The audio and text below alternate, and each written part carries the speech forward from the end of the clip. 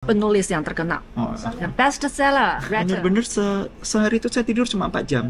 Orang terlantar itu kan. Ya, terlantar kemana? Tinggal di Afghanistan cukup lama ya sebagai jurnalis 3 tahun, dan saya banyak lakukan riset juga di Asia Tengah, di negara-negara Tajikistan, Kirgistan, Uzbekistan, Turkmenistan. Wow. Ada konferensi sinologi internasional. Saya berbicara tentang pengalaman Indonesia dalam menangani masalah Tionghoa sebenarnya, dan bagaimana mengintegrasikan orang Tionghoa. Peserta yang hadir ketika saya memaparkan itu ada yang menangis, ada yang tersentuh, dan mereka merasa kayak ini sama sekali sesuatu yang mereka belum pernah dengar sebelumnya gitu. Dan apa itu cuan? Manining malah nggak tahu cuan. Kita di Indonesia cuan.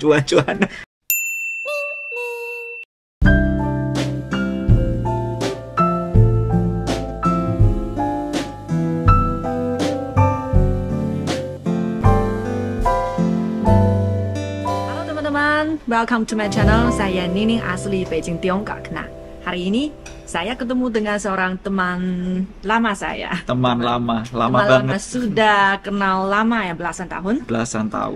Siapa namanya? Agustinus Wibowo. Masih ingat ya namanya? Ya, Agustinus Wibowo.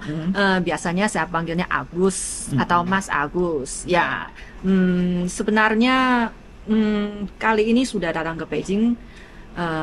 Lewatnya 3 tahun. Terakhir ke Beijing tahun 2019. Berarti sebelum pandemi. Selama pandemi tidak pernah. Iya, ini baru bisa pergi lagi setelah pintunya dibuka dan ada kesempatan datang gitu. Tanpa ya. Aku sih sedikit gugup sebenarnya, karena waktu saya ngomong ya atau komunikasi dengan Agus, biasanya campur bahasanya, tetapi mayoritasnya bahasa Mandarin, karena bahasa Mandarinnya luar biasa bagus. Ini malah kita jarang ya, hampir nggak pernah yang ngobrol pakai bahasa Indonesia. Jadi agak aneh. Jadi dalam interviewnya dalam bahasa Indonesia saya rasa agak aneh jadi aneh-aneh, dan itu rasanya beda dengan kalau ngomong dengan seorang Indonesia yang lain. Kenapa? Karena dia adalah seorang penulis yang terkenal, best seller writer. Makasih. Dia sudah menerbitkan beberapa jilid bukunya ya. Bukunya adalah mengenai perjalanan ke negara lain, misalnya ke Asia Tengah. Ya. Afghanistan. Jadi masing-masing menyebut namanya bukunya. Selimut debu, titik nol, ingat nggak? Titik nol, garis batas, luar biasa. Kurang satu lagi. Satu lagi. Jalan panjang untuk pulang. Ya. Jadi saya merasa jenis buku ini sangat istimewa karena dia adalah catatan perjalanan, tetapi itu beda dengan catatan seperti kami yang orang yang biasa sebagai wisatawan jalan-jalan ke sesuatu negara, tetapi itu adalah lebih serius. Jadi filosofinya bagus. Bisa Anda beli bukunya untuk baca ceritanya, videonya, baca bukunya. Tetapi kenapa dia bahasa Mandarinnya bagus banget sampai dia ngobrolnya sehari-harian dalam bahasa Mandarin? Justru karena dia juga yang pertama keturunan Tionghoa. Tetapi keturunan Tionghoa seumurnya belum tentu bisa bahasa Mandarin. Dia belajarnya sendiri sesudah menjadi dewasa ya. Boleh nggak ceritakan? Dulu waktu saya masih kecil itu ada larangan untuk belajar bahasa Mandarin, ya kan? Jadi generasi 80-an. Ketahuan deh umurnya. 80-an masih 90-an masih nggak bisa. Jadi 80-an 90-an kalau Tionghoa yang di Jawa itu memang ada lebih sulit untuk belajar bahasa Tionghoa. Dulu memang di aturannya di pemerintah Indonesia ini termasuk bahasa yang tidak boleh dipelajari. Jadi kalau kita pergi dari luar negeri itu kita juga harus mengisi formulir deklarasi ya. Kita nggak boleh membawa barang-barang cetakan yang ada huruf Mandarinnya. Jadi zaman itu memang sulit sekali untuk belajar bahasa Mandarin. Jadi mulai belajar bahasa Mandarin sejak umurnya? Saya waktu itu masih SD, kayaknya SD kelas 1 atau TK besar, SD kelas 1 deh kayaknya, umur 6 tahun. Kecil sekali. Itu udah dipaksa oleh orang tua untuk belajar Mandarin. Tapi dipaksa karena orang tua saya tuh pendidikannya dulu bahasa Tionghoa ya. Dulu tahun 60-an itu mereka masih bisa sekolah, dan mereka berharap ada penerusnya dalam keluarga kami yang masih mempertahankan bahasa leluhur, bahasa nenek Kamu moyang. punya seorang adik lelaki. Bisa nggak dia? Nggak bisa, Dia nggak bisa. Cuman kamu yang Sepupu nggak ada yang bisa. Jadi di antara keluarga besar kami itu cuma satu gitu yang benar-benar diharapkan, karena mereka bilang, oh ini kayaknya pinter deh belajar bahasa gitu. Nah tapi perjuangan banget gitu untuk belajar bahasa Mandarin. Jadi zaman itu tuh ya gurunya suka mukul ya. Kalau kan kita tahu sendiri kan, huruf Mandarin kan susah ditulis ya. Satu coretan salah artinya udah beda gitu, dan gurunya mukul. Anak kecil kan kalau dipukul kan jadi males ya. Nah saya kalau dulu itu sampai nggak mau pergi les gitu kan, orang tua saya yang pukul saya pakai kemoceng. Jadi sama aja, di rumah juga dipukul gitu. Jadi sebenarnya mereka pukul kamu itu maksudnya kasih semangat, tetapi malah membuat kamu rasanya malas.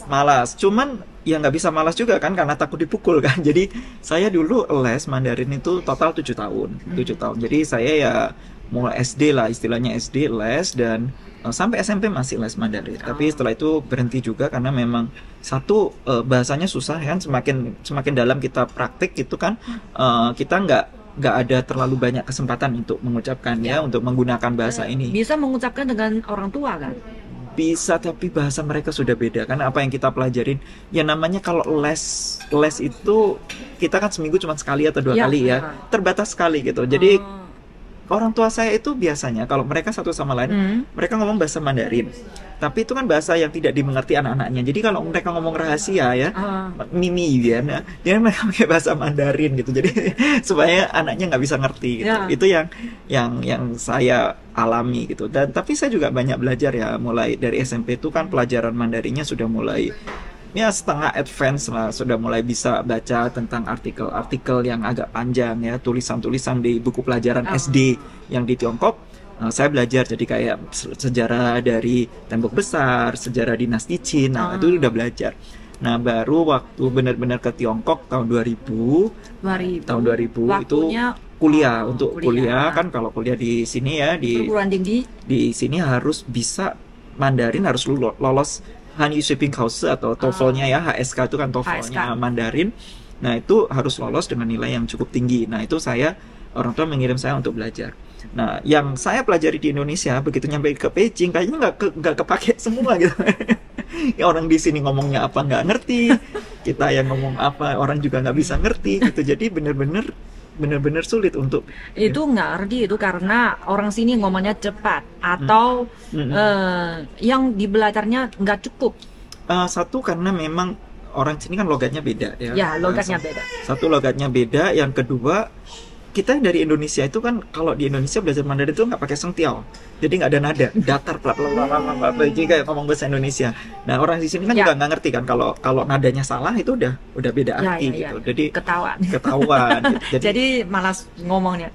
Bukan malas ngomongnya, tapi memang jadi susah ya, kayak harus belajar lagi dari nol. Jadi saya cukup berat juga ya, walaupun di Indonesia sudah pernah belajar 7 tahun Mandarin, nyampe sini juga masih berat. Memang saya nggak masuk kelas paling dasar, saya masuk kelas menengah ya waktu itu, tapi juga berat. Dan orang tua saya mengirim saya untuk belajar di kelas intensif. Jadi kami, kalau anak-anak yang lain belajar Mandarin tuh sehari cuma 4 jam di sekolah, di Beijing Language and Culture University, BLCU.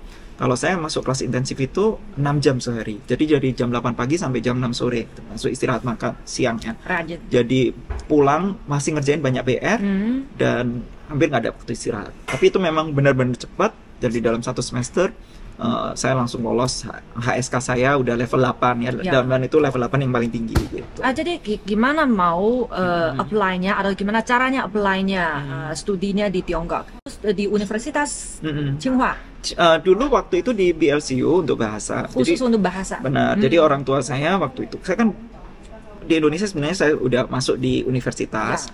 Kemudian saya merasa kok kayaknya ada yang kurang ya dengan kualitasnya, dan saya juga sempat mengajukan untuk beasiswa 2 kali ke Jepang sama Singapura, nggak dapet. Sebelum ke Tiongkok sudah pernah ke Jepang dan Singapura. Bukan pergi tapi apply beasiswa. Apply beasiswa terus nggak dapet. Terus ya orang tua saya ternyata menabung demi menyekolahkan anaknya ke luar negeri dan ke Tiongkok. Karena papa saya mungkin juga sebagai orang Tionghoa ya, mereka waktu itu menyimpan perasaan yang sangat dalam pada Tiongkok. Ya, mementingkan pendidikan. Nah, waktu itu dia bilang juga gini, kalau kamu nggak masuk ke Tsinghua, kamu pulang aja. Harus masuk Tsinghua gitu. Saya aja itu di Indonesia nggak tahu Tsinghua itu universitas Tsinghua itu adalah universitas yang paling bagus, top. Ya, ada dua yang paling top itu, Tsinghua sama Peking University. Ini tuh universitasnya Mandarin. Ini dua dari universitas paling top. Dua perguruan kita itu selalu bersaing maju bersama. Jadi Tsinghua-nya top di Tiongkok. Jadi itu sebagai impiannya ya, orang tuanya. Iya, saya aja waktu itu kan nggak tahu ya Tsinghua ya.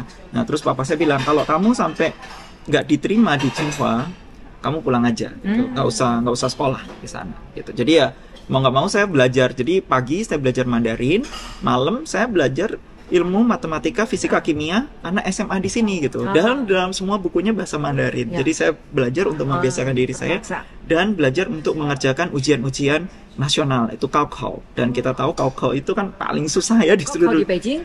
Soal-soal Gaokao saya pelajarin supaya karena saya juga tetap harus ujian itu gitu. Nanti ada ujian yang sama walaupun syarat untuk orang asing tidak setinggi untuk mahasiswa lokal, tapi saya harus bisa ngerjakan soal-soal itu untuk bisa masuk di Tsinghua. Kalaupun saya masuk tanpa bisa mengerti soal-soal itu, nanti di kampus juga akan tersiksa gitu ya. Jadi benar-benar saya harus memperkuat bukan hanya ilmu bahasa saya, tapi juga ilmu fisika, kimia, biologi. Jadi mau minta jurusan apa? Dulu komputer. Jadi saya 1 tahun belajar sendiri. 1,5 tahun itu saya belajar bahasa, lolos HSK, kemudian 1,5 tahun itu saya belajar 1 tahun tersisa saya belajar sendiri untuk mempersiapkan ujian, dan saya juga belajar sastra Mandarin. Jadi banyak belajar 2 hal sekaligus gitu. Wah, hebat sekali ya. Waktu itu ya komputer itu sangat panas. Sangat favorit, panas lah ini musim panas. Sangat populer. Jadi susah sekali masuknya, nilainya paling tinggi. Terus ya kalau kita tahu ya Tsinghua itu kan universitas paling top. Jadi ya mahasiswa yang masuk di sana itu yang paling baik ya di seluruh Tiongkok ya. Mereka adalah juara provinsi, terus ya nomor 1 lah Olimpiade fisika. Jadi memang untuk kuliah waktu itu beban saya sangat berat. Jadi di Indonesia kalau saya kebiasaan nilai saya yang paling tinggi di kelas ya, begitu masuk di Tsinghua langsung nomor 2 dari belakang. Itu awalnya kaget sekali kan karena semua mahasiswa yang unggul ya. 1 itu 2 gurunya ngomong apa pakai bahasa Mandarin saya nggak ngerti. Mereka udah 20 tahun pakai Mandarin gitu. Sudah berapa lama sudah bisa ngerti? Berapa lama? 1 tahun saya adaptasi. Tapi benar-benar kalau dibilang tersiksa memang jauh lebih berat daripada kuliah di Indonesia. Saya dulu pernah kuliah di universitas negeri di Indonesia. Kalau di sini bener-bener sehari itu saya tidur cuma 4 jam. Jadi kerja itu sampai jam 12 malam, bangun lagi jam 4, belajar lagi, ngerjain PR. Dan kalau saya kan mencatat waktu di kampus, saya kan nggak ngerti bahasanya. Jadi pulang tuh saya menyalin buku pelajaran, saya salin kata per kata sampai saya mengerti isinya. Dan itu untuk semua pelajaran. Kamu tuh PR-nya aja udah banyak, pasti harus melakukan itu karena orang asing gitu ya. Nah tapi setelah 1 tahun ya mulailah terbiasa. Ya memang itu jadi ritme hidup saya, dan waktu lulus pun nilai saya termasuk yang sekolahnya tertinggi. Bersama orang Tiongkok. Iya, bahkan waktu lulus nilai saya termasuk terbilang lebih tinggi dari rata-rata orang Tiongkok. Hebat ya. Tapi ya kerja keras.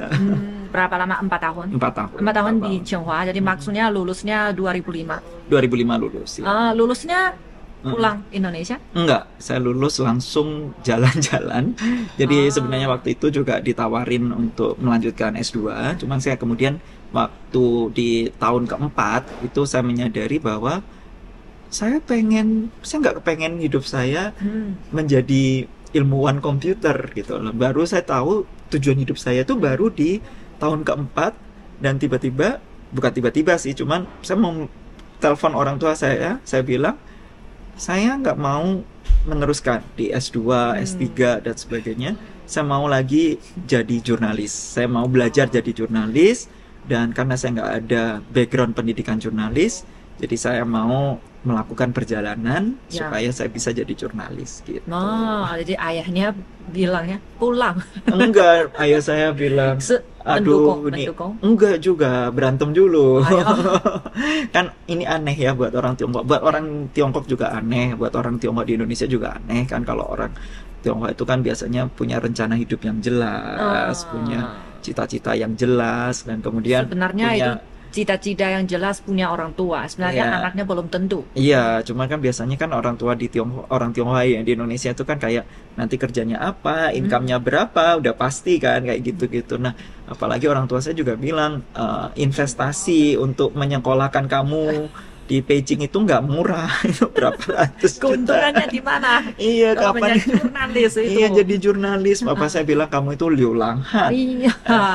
gelandangan, Iya. gelandangan, orang terlantar itu kan. Ya, Nggak terlantar ada kemana? tujuan. Di Tiongkok, Saya waktu itu maunya jalan darat keliling dunia. keliling Jadi dunia. lulus itu saya nyimpan duit $2.000. $2.000 itu kalau duit sekarang sekitar 20 juta ya, 30 juta ya coba duit sekarang. Itu tapi saya waktu itu zaman itu kan nggak sebanyak itu ya, mungkin zaman itu sekitar 20 juta lah. Dan zaman itu saya merasa kayak saya ini orang paling kaya sedunia. Anak muda yang kayak umurnya nggak terbatas, cita-citanya nggak terbatas, duitnya berasa nggak terbatas. Saya mau jalan darat dari Beijing terus sampai ke Afrika Selatan dengan duit itu, Afrika Selatan. dengan $2.000 demi saya bisa jadi jurnalis. Itu impian saya waktu itu kayak gitu. Ah. Orang tua saya marah sekali kan, ini kamu ini apa-apaan hidup kayak gini gitu kan. Ya mereka bilang ini gelandangan gitu, Ya. dan ini terlalu ekstrim. Cuman Karena yang kamu belajar bahasa Mandarin, kalau ke Afrika Selatan nggak nggak berguna. kepake. Ya. Ilmu komputer Ilmu dari komputer. Tsinghua. Ah, sia-sia saja. Iya, itu padahal kalau di Tiongkok cari kerja gampang sekali Iya, dengan iya, background latar belakang ini ya. Jadi ke sana. Kapan tertarik dengan budaya Tiongkok, Tionghoa, budaya Tionghoa. Sebenarnya teknologi maksudnya. jadi sinologi ini banyak orang Indonesia nggak tahu nih istilahnya apa. Kita perlu jelaskan dulu nih sinologi Ya, apa ya. kenapa saya kali ini saya ngomong dengan sinologi ya atau teknologi ini ya? Justru karena kali ini Mas Agus diundang ke Tiongkok ya. Kali ini bukan sendiri jalan-jalan ya, tetapi diajak ke Tiongkok untuk mengikuti satu acara yang sangat istimewa. Kamu diundang sebagai identitasnya adalah ahlinya sinologi. Iya, sinologi ya. Ada konferensi sinologi internasional. Jadi, maksudnya sekarang sudah menjadi seorang sinologi. Sinologi itu Nah, bisa dibilang sino itu kan artinya Tiongkok ya. Tiongkok, Sino. ya. Jadi bahasa Latin ya. Logi itu kan logos, ilmu. Jadi ilmu tentang Tiongkok. Jadi kalau sinolog atau sinologi itu ya bisa dibilang pakar tentang ilmu yang berhubungan dengan Tiongkok. Jadi waktu acara ini saya bertemu dengan itu di bidang mana? Kebudayaan, ekonomi? ada budaya, ada bahasa, kebanyakan sih bahasa dan Bahasa, sastra. bahasa Jadi ya banyak guru-guru atau bukan guru sih, levelnya udah profesor yang mendalami tentang bahasa Tiongkok, sejarah Tiongkok, kemudian sastra dan macam-macam. Dan riset saya sedikit banyak memang berhubungan dengan ini gitu. Walaupun Ya. saya tidak secara khusus belajar tentang Tiongkok atau saya tidak secara khusus menulis tentang Tiongkok, tapi riset saya juga berhubungan dengan ini. Yang pertama, saya sendiri kalau dari bidang sastra, saya sempat menerjemahkan beberapa karya sastra Tiongkok ya.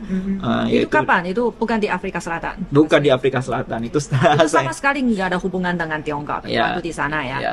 Ada juga. Nah, ini yang kedua. Yang kedua itu saya melakukan riset tentang Asia Tengah. Riset Asia Tengah. Asia Tengah ini kan secara sejarah, dari sisi sejarah kan sangat berhubungan dengan Tiongkok ya. Jalur sutra, kemudian penyebaran agama Buddha. Nah, itu lewat jalurnya dari Asia Tengah. Dan kemudian saya tinggal di Afghanistan cukup lama ya, sebagai jurnalis 3 tahun. Dan saya banyak lakukan riset juga di Asia Tengah, di negara-negara Tajikistan, Kirgistan, Uzbekistan, Turkmenistan. Dan sejarah mereka itu juga berhubungan erat dengan sejarah Tiongkok. Jadi waktu tahun 2015 saya sempat diundang sebagai sinologi, ahli sinologi muda waktu itu karena usianya masih muda. Ya, jadi tinggal di Beijing selama 3 tahun untuk melakukan riset tentang Belt and Road. Jadi itu adalah sabuk dan jalan ya, inisiatif sabuk dan jalan, dan ini sangat berhubungan dengan jalur sutra. Jadi saya juga berbagi dengan teman-teman akademisi yang ada di Tiongkok tentang kondisi kehidupan di Asia Tengah dan kondisi politik dan geopolitik mereka. Ya. Jadi kamu sesudah kerja di Afrika Selatan. Saya nggak sampai Afrika Selatan. Jadi waktu itu kan cita-citanya mau jalan ke Afrika Selatan, tapi duit saya habis di jalan, jadi saya stay di Afghanistan 3 tahun gitu. Nah kemudian saya balik lagi ke Tiongkok 2009. Ya 2010 saya sempat kerja di Tiongkok sampai 2013 gitu. Ya, itu semuanya kebetulan. Kebetulan. Kamu misalnya sebagai seorang Indonesia, keturunan Tionghoa, merasa kalau meneliti mengenai sinologi, mengenai budaya Tiongkok, sastra Tiongkok gitu, apakah ada hubungan dengan itu? Apakah bermakna? Ada juga gitu. Karena kalau kita bicara tentang sinologi di Indonesia, itu tidak bisa terlepas juga dengan ilmu tentang Tionghoa, orang Tionghoa Indonesia. Jadi sinologi itu kan bukan hanya tentang apa yang terjadi di mainland China ya, bukan hanya yang terjadi di daratan Tiongkok, tetapi juga bagaimana pengaruh dari pengaruh budaya Tiongkok itu mempengaruhi budaya-budaya lain yang ada di sekitarnya, dan juga orang-orang keturunan Tiongkok yang ada tersebar di seluruh dunia, termasuk diaspora China. Nah, saya sendiri kan adalah diaspora Tionghoa ya, dan pencarian identitas saya sebagai orang Tionghoa di Indonesia yang pernah mengalami jatuh bangun ya sejarahnya di orang Tionghoa di Indonesia. Nah, itu juga sebenarnya cukup menarik untuk dipelajari di Tiongkok gitu, dan saya juga membagikan pengalaman Indonesia dan pengalaman Tionghoa Indonesia untuk berintegrasi ya, orang-orang Tionghoa di Indonesia bagaimana bisa terintegrasi dalam masyarakat Indonesia, dan itu yang saya bagikan dalam konferensi kali ini gitu, pengalaman Indonesia ya, pengalaman Indonesia dan orang Tionghoa Indonesia. Saya masih ingat ya, waktu beberapa tahun yang lalu waktu kita ngobrol, kamu lagi bingung identitasnya gimana, mau mencari diri sendiri, siapanya diri sendiri, itu identitasnya kalau di Indonesia rasanya oh kamu orang Tionghoa, tapi kalau datang ke Tiongkok kami merasa oh kamu orang asing, itu lagi bingung, tetapi lama kelamaan sudah mencari pertemuan dua identitas ini sudah harmonis, sudah di dalam hati. Ya, itu yang penting adalah kita bagaimana kita mengenali diri dan menerima diri gitu, dan ini sebenarnya kalau saya lihat lagi ke belakang ya, pengalaman kebingungan identitas yang menghantui saya masih kecil ya. Mungkin saya perlu cerita dulu kepada teman-teman di sini yang mungkin tidak ngalamin Indonesia tahun 80-an sebagai orang Tionghoa. Zaman itu memang diskriminasi sangat besar gitu. Kita kalau sebagai orang Tionghoa dengan warna kulit atau bentuk mata gitu, kita sering mendapatkan diskriminasi, perlakuan yang tidak mengenakan di jalan. Nah, kebingungan ini yang kemudian membuat saya melakukan perjalanan, dan perjalanan saya itu adalah kayak mencari sebenarnya ya, apa sih makna tanah air gitu. Jadi kalau saya lihat ke belakang, perjalanan yang saya lakukan itu kebanyakan pergi ke daerah-daerah perbatasan, ketemu orang-orang minoritas, atau orang-orang diaspora, atau daerah perbatasan lah, yang daerah konflik lah. Karena saya sendiri adalah orang yang hidup di perbatasan identitas gitu ya. Jadi ketika saya ketemu dengan orang-orang yang ada di daerah perbatasan ataupun dengan kaum minoritas atau diaspora, saya seperti melihat cermin saya, dan itu membuat saya belajar untuk mengenal diri saya sendiri, dan itu kemudian membantu saya untuk berdamai dengan konflik identitas yang ada dalam diri saya. Jadi secara singkatnya kenapa perjalanan, dan ini yang sebenarnya saya bagikan karena ini mungkin pengalaman sebagai seorang Tionghoa yang sangat personal, yang juga mungkin menarik ya dilihat dari sisi sinologi, karena kan sinologi kebanyakan pakar itu kan bicara tentang sastra Tiongkok yang kuno-kuno tuh, seperti tulisannya Confucius, Lao Tzu, Meng Tzu, kemudian juga sastra kontemporer ya kayak Lu Xun juga, kemudian sastra-sastra baru. Nah, saya bicara tentang sesuatu yang sangat real sebenarnya, sangat realistis, dan saya berbicara tentang pengalaman Indonesia dalam menangani masalah Tionghoa sebenarnya, dan bagaimana mengintegrasikan orang Tionghoa. Dan yang saya sangat tidak duga, banyak peserta yang hadir ketika saya memaparkan itu, ada yang menangis, ada yang tersentuh, dan mereka merasa kayak ini sama sekali sesuatu yang mereka belum pernah dengar sebelumnya gitu. Dan saya mendapat banyak pertanyaan dari baik orang Tiongkok maupun orang asing yang mendengarkan presentasi saya. Sebenarnya ya kita menjelaskan ya, ini konferensinya sinologis itu diikuti oleh para ahli-ahli asing. Ya. Itu bukan Dan ada juga orang pakar Tiongkok juga. Ada juga yang dari Tiongkok sendiri Tiongkok. dan juga ada sebagiannya orang asing. Jadi ada dari beberapa negara yang lain termasuk dari Indonesia, Mbak Ya. Agustinus Wibowo. Jadi mungkin ini adalah unik ya di Indonesia. Di negara yang lain belum tentu ada keadaan yang mirip. Jadi kamu menceritakan bagaimana orang masyarakat Tionghoanya keadaannya di Indonesia itu Ya. mengundang apa ya tanggapan yang Ya. di luar dugaan. Jadi yang saya ceritakan itu sebenarnya adalah tentang perubahan Indonesia. Ya. Ya, Indonesia sendiri adalah negara yang terus berubah dan memang di masa lalu ada diskriminasi terhadap orang Tiongkok, tetapi Indonesia itu tidak berhenti pada itu. Mungkin banyak orang Tiongkok yang tidak mengetahui perubahan yang terjadi di Indonesia. Sesudah 98, Indonesia pun mengalami perubahan yang sangat besar dengan adanya reformasi, kemudian juga penghapusan undang-undang yang diskriminatif. Orang-orang Tionghoa juga bisa mencapai mencapai posisi yang cukup tinggi di pemerintahan, di politik. Ini kan sesuatu yang dulu bahkan kita tidak berani memimpikan gitu. Nah, yang kedua saya juga menceritakan tentang integrasi ya. Jadi saya memberikan contoh tentang festival Cap Gome yang ada di Bogor. Yang lebih meriah. Yang jauh lebih meriah daripada di Beijing. Nah, itu yang istimewanya adalah satu kota itu menjadikan perayaan ya, street festival, seluruh kota merayakan, dan bukan hanya orang Tionghoa yang merayakan ini, tetapi orang dari semua agama, semua etnik di daerah di Bogor. Jadi ada tari-tarian Sunda, kemudian juga ada agama lokal yang ada di sana, kemudian juga ada tarian dari Bali ya, ogoh-ogoh dari Bali, dan juga bahkan tarian dari Papua. Semua etnik yang ada di Indonesia menjadi bagian dari perayaan ini. Dan ada juga adegan yang sebenarnya membuat saya terharu ya. Waktu itu ada yang pemain barongsai. Saya nanya, kamu udah berapa lama latihan barongsai? Dia latihan ini, tarian naga. Dia bilang dia udah latihan 10 tahun. 10 tahun. Terus saya nanya, apakah kamu orang Tionghoa? Dia saya bukan orang Tionghoa, saya orang Sunda. Terus kenapa kamu latihan? Dia bilang, karena ini adalah ajang pemersatu perekat persatuan bangsa.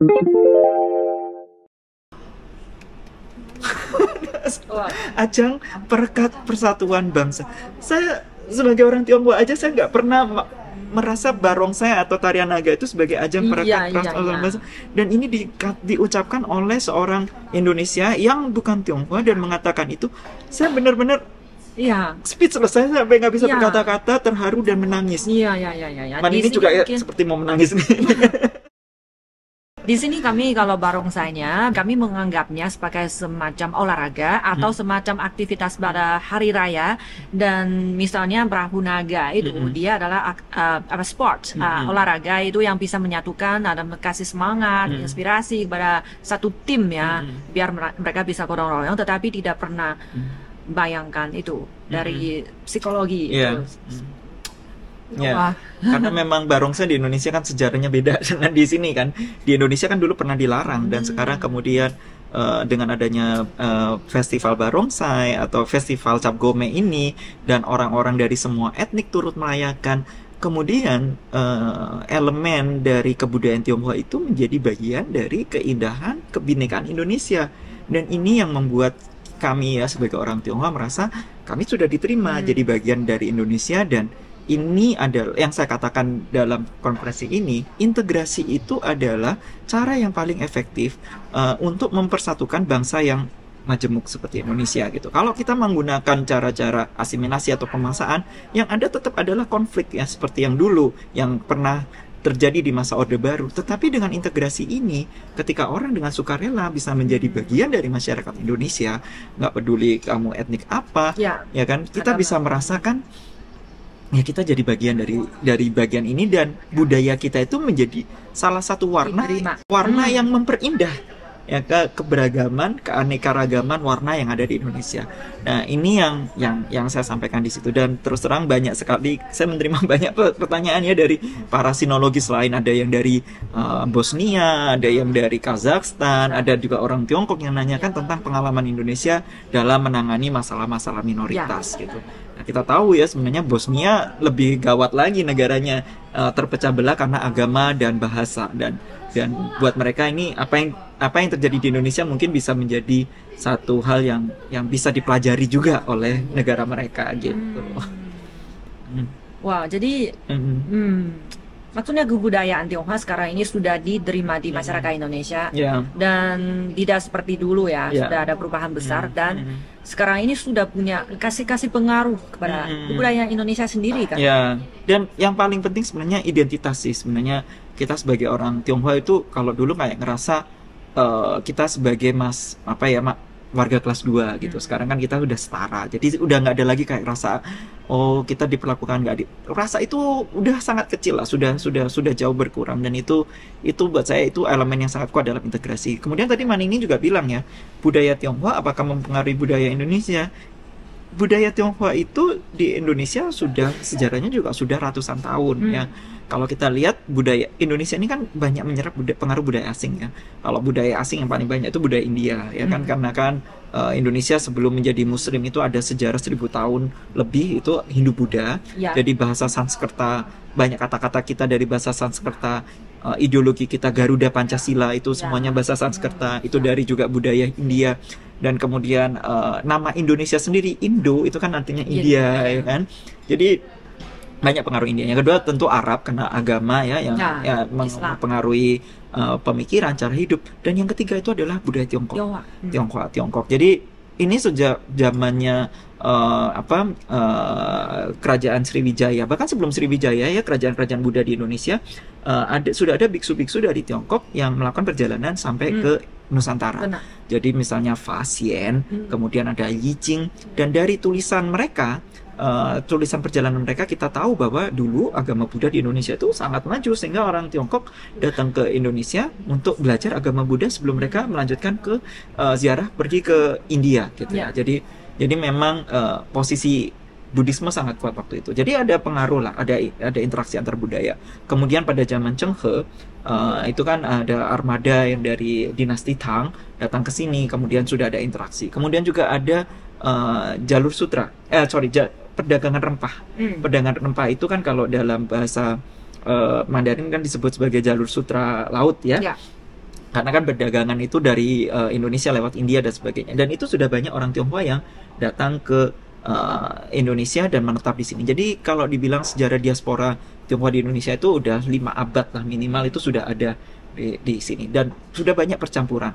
Nah, dalam pengaruh percampuran ini yang paling pertama, yang paling mencolok kelihatan itu adalah makanan.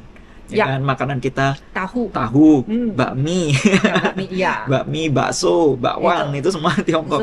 Bahasa Hokkien. Ya, itu bahasanya juga Hokkien. Kemudian cara memasak ya, makanan yang digoreng, chao-chai. Kemudian kukus ya kan. Kukus itu dari Tiongkok. Tiongkok juga. Itu juga dari Tiongkok, dan itu mempengaruhi cara makan di Indonesia. Tentu juga bercampur dengan cara makan orang Indonesia. Makanya ada ketoprak. Ketoprak kan ada tahu, ada bihun ya kan. Tapi ada bumbu kacang, ada toge, ada kecambah. Nah, itu dari Indonesia. Nah, itu membuat sesuatu yang khas di Indonesia. Kemudian kalau kita lihat batik ya, dari batik itu kan ada desain-desain yang kan naga, burung hong bunga pioni. Bunga pioni. Nah, itu semua dari Tiongkok. Nah, kemudian juga bentuk arsitektur ada, kemudian musik kita lihat gambang kromong di Betawi. Musik Betawi yang gambang kromong itu pengaruh Tiongkok sangat kuat. Kemudian kalau kita lihat pakaiannya tradisional orang Betawi, itu juga banyak elemen Tiongkok. Pernikahan ya, kalau kita lihat pengantin perempuan yang wajahnya ditutup, nah itu dari Tiongkok, Tiongkok. Ya, karena terus banyak hal lagi, bahasa Mandarin dari bidang makanan. Kemudian yang di bidang bisnis, sekarang orang Indonesia apa bilangnya cuan itu dari bahasa Mandarin. Semua etnik di Indonesia sekarang bicara tentang cuan. Kamu main saham cuan berapa? Apa itu cuan? Cuan Cien. Ini malah nggak tahu cuan. Kita di Indonesia cuan. Saya pernah nonton satu vlog ya dari YouTuber Indonesia juga. Dia bilangnya tapau. Dia bilangnya tapau sekarang sudah. Maksudnya masakannya di restoran dibungkus ya. Itu juga menjadi bahasa Indonesia. Tapau mungkin nggak banyak orang yang tahu ya, tapi cuan itu sekarang nggak peduli di mana-mana, apalagi setelah pandemi. semua orang belajar saham, main kripto, ya kan pikirannya cuan. Tapi orang Indonesia bilangnya cuan ya, kalau orang Cina cuan. Gitu kan. Nah, itu pengaruh. Kemudian lagi kata kong kali kong. Kamu tahu? Kong kali kong itu bahasa Hokkien. Saya ngomong dengan kamu, saya kasih tahu kamu. Boke ni jiang ya, boke ni jiang kong Dengar kali ya, kong ya. itu. Saya ngomong Tapi ya. di Indonesia itu artinya lain, bukan itu. Di Indonesia itu artinya plot, yinmo.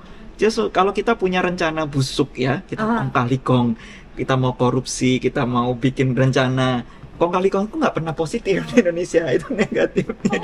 Jadi bahasa Mandarinnya adalah saya kasih tahu kamu, ya kan? Saya mau bilang sama kamu. Itu netral aja. Netral. Begitu masuk ke bahasa Indonesia menjadi sesuatu yang negatif ya, plot, rencana busuk, ya kan? Agenda negatif. Nah itu kong kali kong. Ini itu contoh-contoh bagaimana bahasa kita sehari-hari. Lu, kamu ya, lu, gua, itu berarti bahasa Hokkien. Saya, gua. Saya kira itu bahasa Jakarta. Nah, bahasa Jakarta itu dari Hokkien. Karena itu lu, gua itu dari Hokkien. Kemudian kalau orang Jakarta kan banyak panggil engkong, encim. Nah, itu juga dari Hokkien. Kakek cici, ya. Banyak panggil saya cici Nah, itu. Kalau orang Jakarta panggil kakeknya engkong kan. Nah, itu dari Hokkien. Ya, orang Betawi. Nah, kemudian ya lu, gua itu udah masuk bahasa Indonesia. Jadi kalau kita dari bahasa Hokkien li, wa, kemudian menjadi bahasa Jakarta lu, wa, lalu jadi Indonesia kan jadi lo, gue gitu kan. Nah, itu Aduh. jadi banyak sekali pengaruh bahasa Hokkien dalam bahasa Indonesia, dan kita banyak yang nggak sadar gitu. Nah, hal yang lain sebenarnya dari segi agama. Nah, agama Laksamana Cheng Ho. Nah, Islam ya di Indonesia itu juga ada pengaruh dari orang Tionghoa, juga ada sumbangsi juga ya dalam penyebaran agama Islam di Indonesia. Kemudian kalau kita lihat sebenarnya Islam juga mempengaruhi agama orang Tionghoa. Nah, ini mungkin orang yang agak luput memperhatikan. Kalau kita pergi ke kelenteng-kelenteng di Indonesia, itu ada ada patung untuk Laksamana Cheng Ho. Kita tahu Laksamana Cheng Ho itu kan Muslim ya, tapi dia juga dijadikan sebagai panutan atau sebagai dewa oleh orang-orang yang menganut agama Konghucu di Indonesia. Jadi kalau kita lihat di kelenteng Konghucu ada untuk Laksamana Cheng Ho, walaupun beliau adalah Muslim. Kemudian juga ada yang ini menarik, yang di daerah Jakarta dan Bogor itu ada pesarean atau altar untuk Prabu Surya Kencana. Nah, Prabu Surya Kencana ini adalah raja terakhir dari kerajaan Pajajaran, dan beliau berjasa untuk menyebarkan Islam, menyebarkan Islam. Tapi beliau juga menjadi pahlawan buat orang-orang Tionghoa. Jadi di altar di kelenteng-kelenteng yang ada di Jakarta, beberapa kelenteng di Jakarta sama di Bogor, itu ada pesarean tilasan atau altar untuk dia orang Tionghoa nggak? Bukan Kenapa menjadi pahlawan orang Tionghoa? Ya, karena orang Tionghoa juga menghormati beliau sebagai seorang panutan yang sangat dihormati oleh penduduk lokal. Jadi di kelenteng itu juga ada pesarean untuk Prabu Surya Kencana. Nah, menariknya kan Prabu Surya Kencana kan Muslim ya.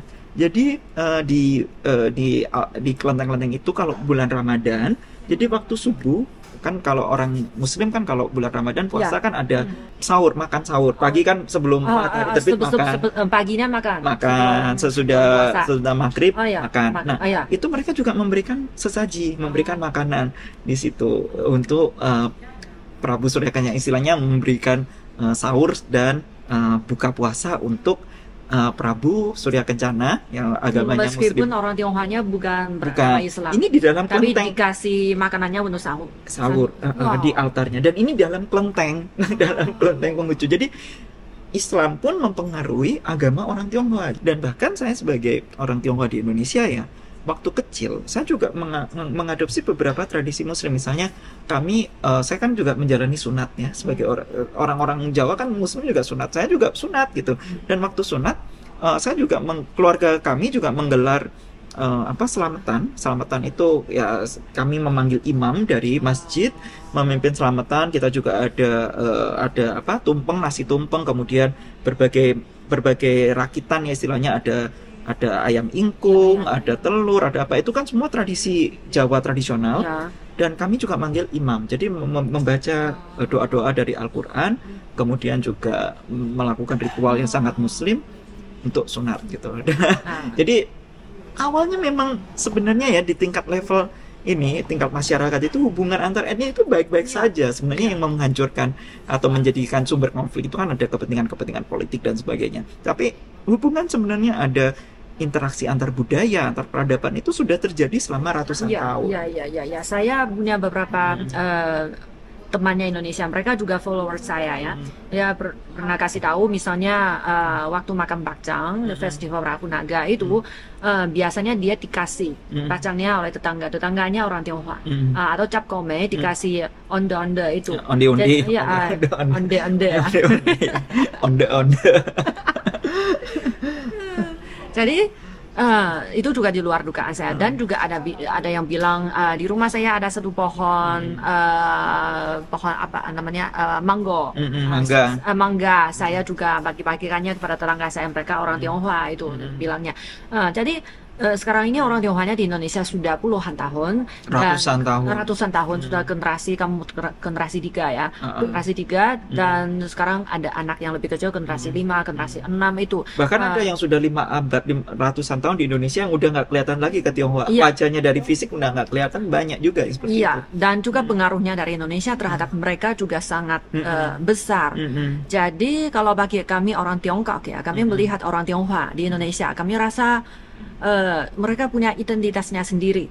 Itu beda dengan kami. Kami bisa bedakan dengan jelas. Kami orang Tiongkok, mereka orang Tionghoa Indonesia. Beda. Ya, itu kalau mungkin bagi orang Indonesia ya, mereka kalau bedakannya orang Tionghoa sama orang Tiongkok itu mereka rasanya sama. Tetapi kalau kami sendiri, kami tahu itu beda. Beda. Dari budayanya juga kami bisa lihat itu beda. Ya. Bahkan orang Tionghoa Indonesia sama orang Tionghoa Malaysia aja beda, udah beda banget gitu. Padahal ya negara tetangga gitu. Karena sejarahnya beda, sejarah beda, politik beda, lama-lama identitas pun beda. Itu hal yang wajar. Ya. Selain berbagi keadaannya di Indonesia, bagaimana integrasinya orang Tionghoa dengan orang masyarakat di sana itu, kami kali ini dalam konferensi ini ya, konferensi sinologis, selain konferensi kan ada aktivitas kan, mengunjungi tempat yang seperti apa yang lebih mengesankan? Oh, banyak sekali sih. Kami yang pertama pergi ke Qingdao. Jadi di Qingdao itu ada pusat Provinsi Shantung. Ya, Provinsi Shantung. Di situ ada laut. Pusat sinologi internasional, pusat sinologi dunia. Ya, jadi Sijie Han Xuejia Zhongxin. Mungkin karena orang Konghucu, dia orang Shantung. Oh, saya nggak tahu kenapa dibuka di sana. Saya depak saja. Cuman saya jadi tahu ternyata sejarah sinologi itu udah lama sekali. Jadi di situ tuh ada kayak gambaran tentang sejarah sinologi yang paling awal, misalnya Marco Polo. Marco Polo itu adalah sinolog ternyata gitu loh. Dia kan melakukan perjalanan sampai ke. Dia memperkenalkan Tiongkok ke dunia. Ya, nah itu ternyata sinologi itu seperti itu. Jadi Marco Polo pun sinologi. Dan Marco Polo itu kan idola saya juga gitu. Karena sebagai penulis perjalanan, saya belajar dari tulisannya Marco Polo juga. Saya belajar juga bermimpi melakukan perjalanan seperti Marco Polo di zaman itu. Jadi itu ada efeknya yang cukup besar buat saya, dan ternyata tulisan perjalanan itu juga bagian dari cakupan dari sinologi. Nah, yang kedua tempat yang menarik adalah Guojia Panpen Puan. Saya dengar namanya tapi belum pernah ke sana. Jadi kayak itu maksudnya arsip ya. Di sana ada banyak arsip dan penerbitan nasional Tiongkok.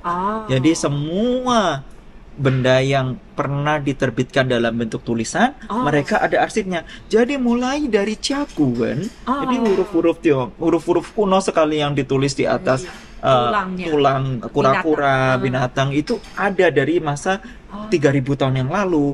Kemudian perangko-perangko yang diterbitkan juga ada. Saya kebetulan kamu perangko. Ya, suka perangko. Jadi cuci mata sekali. Kemudian ada lukisan-lukisan, kemudian banyak sekali ya kayak tulisan-tulisan yang masih dalam gulungan-gulungan. Katanya semua tulisan di Tiongkok ada arsipnya di sana. Jadi kalau mau riset sinologi di tempat itu kita bisa mengajukan izin, nanti mendapatkan bantuan fasilitas untuk melakukan riset di sana. Itu buat saya menarik sekali. Wah, ternyata kalau saya nanti mau riset sejarah Tiongkok selalu ada bahan gitu ya. Dan itu satu support yang sangat besar nih buat orang-orang yang ingin mempelajari ilmu tentang Tiongkok. Seperti tempat itu bukan objek wisata untuk turis yang biasa. Biasanya kalau orang yang lebih mengenal budaya Tiongkok lebih mendalam itu baru dibawa ke tempat seperti itu. Agak jauh juga dari Beijing ya, dari pinggiran, sekitar 2 jam dari Beijing. Tapi tempatnya bagus banget, tempatnya bagus banget. Jadi kayak bangunannya, udah kayak istana zaman dulu gitu, tapi baru gitu, dan besar sekali. Saya tuh di situ tuh selalu kekurangan waktu karena barang-barang yang ditampilkan tuh bagus-bagus. Kayak lukisan perempuan-perempuan dinasti Tang itu ada semua di sana. Jadi lukisan-lukisan kuno, kemudian peta dunia. Jadi saya merasa kalau bagi kamu di mana-mana tidak ada culture shock, di mana-mana enggak. Karena saya udah lama sudah pernah tinggal di Tiongkok total 10 tahun ada. Bukan hanya di Tiongkok, tetapi di seluruh dunia, di banyak negara. Kamu sudah jalan-jalan di banyak negara, jadi sudah bisa adaptasi di kehidupan dimanapun. Bisa sesuai. Jadi itu adalah keunggulan kamu ya. Bahasanya hebat dan juga kemampuannya untuk hidup di tempat yang lebih asing itu hebat itu. Jadi saya juga jadi penasaran bagaimana kamu menjadi seorang penulis perjalanan itu yang sangat terkenal itu, bagaimana caranya untuk menulis sesuatu buku, dan bagaimana caranya kamu memandang dunia ini kalau dibandingkan dengan tulis yang biasa, atau dibandingkan dengan penulis buku-buku jenis yang lain, misalnya novel dan lain sebagainya. Jadi saya juga jadi penasaran nih, dalam episode berikutnya akan kita ngobrol ini ya. Oke, see you. Terima kasih ya. Makasih, ketemu lagi. Bye-bye. Bye.